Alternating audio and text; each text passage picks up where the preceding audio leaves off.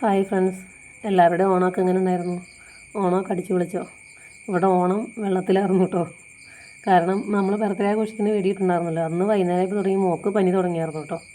മോളെ എന്നിട്ട് പിറ്റേ ദിവസം ഹോസ്പിറ്റലിൽ കൊണ്ടുപോയിട്ടുണ്ടായിരുന്നു. തീരെ അവൾ കട്ടുമേന്ന് എഴുന്നേൽക്കണ പോലും ഉണ്ടായിരുന്നില്ല. അപ്പോൾ കൊണ്ടുവന്നപ്പോൾ ഡോക്ടർ പറഞ്ഞു അവൾക്ക് വൈറൽ ഫീവർ ആയിരുന്നു.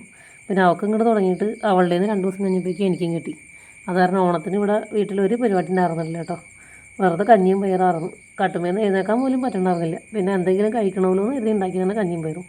മോന് മാത്രം ഒരു കുഴപ്പമുണ്ടായില്ലായിരുന്നു കേട്ടോ. അവന് പിന്നെ ബർത്ത്ഡേക്ക് ഉണ്ടാക്കി ഇത്തിരി ചിക്കനൊക്കെ ബാലൻസ് ഉണ്ടായിരുന്നു. അവൻ അതുമേയോട് തട്ടിക്കൂട്ടി പോയി. പിന്നെ ഇന്ന് മോളും അതേവരെ ക്ലാസ്സിലും പോയിട്ടില്ല കേട്ടോ. ഇന്നിപ്പോൾ ബുധനാഴ്ചയാണ്. പിന്നാണ് ആദ്യമായിട്ട് മോള് ക്ലാസ്സിൽ പോണത്. ഞാനും ഇന്നും കണ്ടോ ഒരു ഇതൊന്നും ഓക്കെ വന്നേക്കണത്. പനി വന്നിട്ട് ഏകദേശം ഒരാഴ്ചയോളം ഭയങ്കര മേലുവേദനയും പിന്നെ ഫുഡൊന്നും കഴിക്കണമെന്നില്ല എന്നുള്ളതാണ്. വായിക്കൊന്നും ഒരു ചുകയില്ലാണ്ട് മോൾ ഇപ്പോഴും ഫുഡ് കഴിക്കില്ല കേട്ടോ. മോൾ എന്തോരം ചീത്ത പറഞ്ഞിട്ടാണെന്ന് അറിയാമോ എന്തെങ്കിലും ഒന്ന് കഴിപ്പിക്കണത്. ഞങ്ങളെല്ലാവരും കൂടെ ഓക്കെ വന്നപ്പോഴേക്കും ചേട്ടൻ്റെ വീട്ടിൽ പനി തുടങ്ങിയിട്ട് കേട്ടോ. അപ്പോൾ അമ്മച്ചിനെ മിഞ്ഞാന്ന് കൊണ്ടുപോയി ഹോസ്പിറ്റലിൽ അഡ്മിറ്റ് ചെയ്തിട്ടുണ്ട്. അപ്പോൾ ഇന്നത്തെ ദിവസം എനിക്കാണ് ഡ്യൂട്ടി കിട്ടിയേക്കുന്നത്. അപ്പോൾ ഇനി ചോറും കറിയൊക്കെ ആക്കി മക്കൾ സ്കൂളിൽ വിട്ടിട്ട് വേണം എനിക്ക് വേഗം ഹോസ്പിറ്റലിലേക്ക് പോകാനായിട്ട്. അമ്മച്ചി രാജഗിരി ഹോസ്പിറ്റലിലായിട്ട് അഡ്മിറ്റ് ആയേക്കണം. അതുകൊണ്ട് തന്നെ ഹോസ്പിറ്റലിലേക്ക് നമ്മൾ ചോറും കറികളൊന്നും കൊണ്ടുപോകണ്ട. അമ്മച്ചിയുടെ അപ്പോൾ അപ്പച്ചനുണ്ട് ഹോസ്പിറ്റലിൽ. അപ്പോൾ ഞാനിന്ന് പോകേണ്ട വരില്ല എന്ന് കരുതിയിരിക്കുകയായിരുന്നു. അപ്പോൾ ഇന്നലെ രാത്രി ഒരു 7:30 ആയപ്പോഴാണ് എന്നെ വിളിച്ച് പറയണത് എന്നോടൊന്ന് ചെല്ലാനായിട്ട്. അപ്പോൾ അതുകൊണ്ട് തലേദിവസം എനിക്ക് പ്രത്യേകിച്ച് പ്ലാനിങ്ങോ കാര്യങ്ങളോ ഒന്നും ചെയ്ത് വയ്ക്കാൻ പറ്റിയില്ല കേട്ടോ. അപ്പോൾ ഞാൻ മക്കൾക്ക് സ്കൂളിലേക്ക് പരിപ്പും തക്കാളിയും പിന്നെ അതിനകത്ത് ഇച്ചിരി മുരിങ്ങയുടെ ഇലയും കൂടിയിട്ട് ഒരു സാമ്പാറെന്ന് പറയണോ പരിപ്പും തക്കാളിയും കറി എന്ന് പറയണമെന്ന് അറിയാൻ പാടില്ല. ഒരു തട്ടിക്കൂട്ട് പരിപാടി. ഞാൻ എളുപ്പത്തിൽ ചെയ്യുന്ന പരിപാടി. കാരണം വീട്ടിൽ ഈ തക്കാളിയും പരിപ്പും മാത്രമേ ഉണ്ടായുള്ളൂ, വേറെ ഒന്നും ഉണ്ടായില്ല. അപ്പോൾ ഞാൻ നോക്കിയപ്പോൾ മുറ്റത്ത് മുരിങ്ങ വെട്ടിയതിൻ്റെ ഇല കിളിർത്ത് വരുന്നുണ്ട്. അപ്പോൾ അതെന്തായാലും കുറച്ചിട്ടേക്കാലോ എന്ന് കരുതി ഒരു തട്ടിക്കൂട്ട് കറി അത്രേ ഉള്ളൂ കേട്ടോ. പിന്നെ ഞാൻ കുറച്ച് ചുവന്നുള്ളിയും കൂടി അരിഞ്ഞെടുക്കുന്നുണ്ട്. കാരണം 2 മുട്ട ഇരിപ്പുണ്ട്. അപ്പോൾ മോന് പരിപ്പും തക്കാളിയും മാത്രമായിട്ട് അവൻ കൊണ്ടുപോകില്ല. അവന് മീൻ വറുത്ത് കൊടുക്കാൻ പറഞ്ഞു. മീനൊന്നും ഫ്രിഡ്ജിലുണ്ടായില്ല ഞാൻ നോക്കിയിട്ട്. അപ്പോൾ 2 മുട്ട ഇരിപ്പുണ്ട്. അപ്പോൾ ഇത്തിരി ചുവന്നുള്ളി ഇട്ട് ആ മുട്ടയൊന്ന് പൊരിച്ചെടുത്ത് കൊടുത്തു വിടാമെന്ന് കരുതി കേട്ടോ. അപ്പോൾ ഞാൻ അതിനകത്തേക്ക് ചുവന്നുള്ളി താളിക്കാനുള്ളത് കുറച്ച് ചുവന്നുള്ളി ഞാൻ മാറ്റി വെച്ചിട്ടുണ്ട് കേട്ടോ, അവിടെ സൈഡാക്കി. ഇതിൻ്റെ ഇടയ്ക്ക് ഞാൻ മോനെ വിളിച്ചിട്ട് മോനൊരു 5:30 ആയപ്പോഴേക്കും അവനെ എഴുന്നേറ്റ് ട്യൂഷന് പോയിട്ടുണ്ട് കേട്ടോ. മോളപ്പോൾ വിളിക്കുന്നുണ്ട്, അവളൊരു 6:15 എനിക്ക് വിളിച്ചാൽ മതി എന്ന് പറഞ്ഞേക്കണം. അപ്പോൾ ഞാൻ അടുക്കളയിൽ കുറച്ച് പരിപാടി കഴിഞ്ഞപ്പോൾ ഞാൻ ആ സ്ലാബൊക്കെ ഒന്ന് തൂത്തിടുന്നു കേട്ടോ.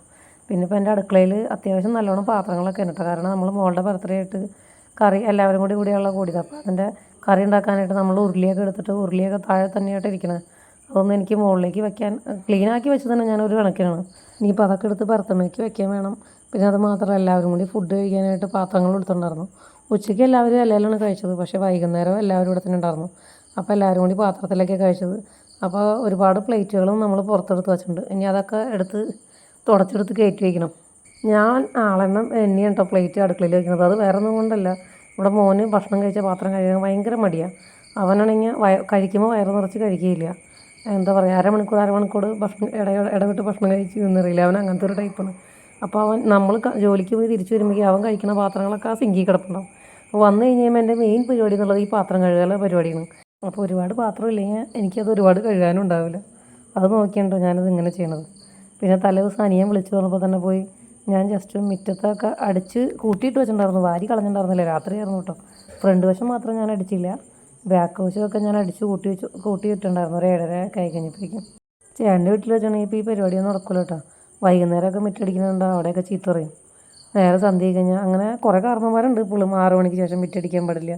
പക്ഷെ നമ്മളെ സാഹചര്യങ്ങളനുസരിച്ച് ഓരോന്നും മാറി മാറിയിരിക്കില്ലേ. എനിക്കിപ്പോൾ രാവിലെ മുറ്റടിയും ചോറ് വെപ്പും കറിവെപ്പും എല്ലാം കൂടി നടക്കില്ല.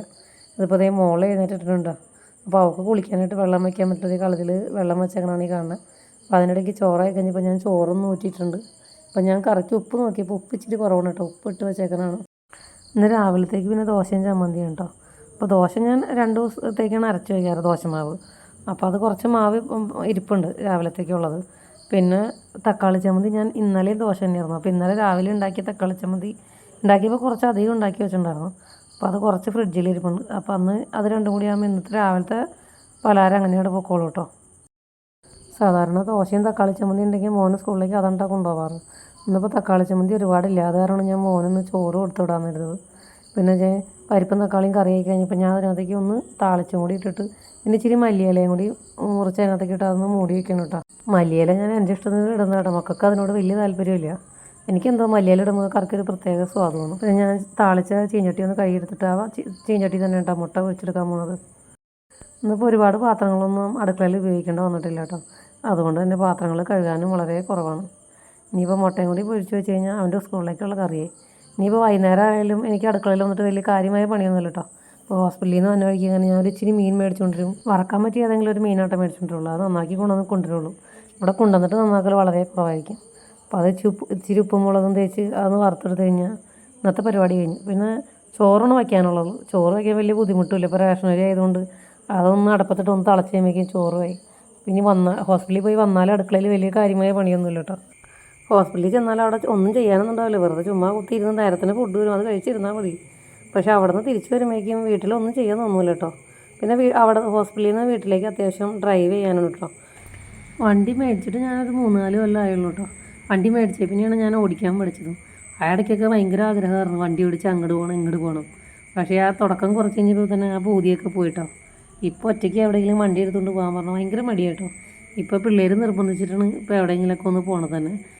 ചേട്ടൻ ഉണ്ടായിരുന്നെങ്കിൽ ഇപ്പോഴും ഞാൻ വണ്ടി ഓടിച്ച് പഠിക്കുകയൊന്നുമില്ല കേട്ടോ.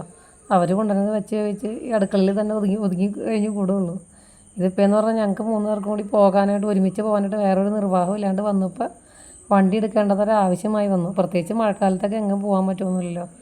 അങ്ങനെ ഒരു വണ്ടി എടുത്ത് കഴിഞ്ഞപ്പോൾ പിന്നെ അത് ഓടിച്ച് പഠിക്കേണ്ടത് എൻ്റെ അത്യാവശ്യമായി വന്നു. അങ്ങനെയുണ്ടോ ഞാൻ വണ്ടി ഓടിക്കാൻ പഠിച്ചത്.